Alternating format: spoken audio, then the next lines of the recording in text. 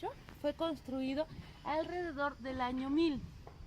Nuestra zona arqueológica tiene aportaciones multiétnicas muy importantes. Fue construida en 3 etapas y nos abarca una etapa muy importante de esplendor hasta ahora establecida de tradición tolteca, que comprende el periodo posclásico temprano. Este altar es de tradición tolteca, fue construido alrededor del año 1000 dentro de este periodo posclásico temprano, que abarca alrededor del año 900 al 1200 aproximadamente, 300 años de esplendor después de Cristo.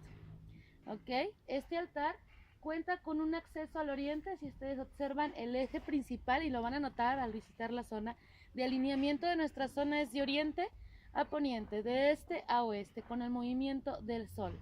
El sol renace en la falda del Cerro Gordo que tenemos al frente, y en el equinoccio de primavera se pone justo en el centro de nuestro basamento. Esto provoca que la sombra se proyecte hacia el oriente. En el cerro que tenemos al frente también se encontró vestigios arqueológicos, probablemente una plataforma que fungió como un observatorio.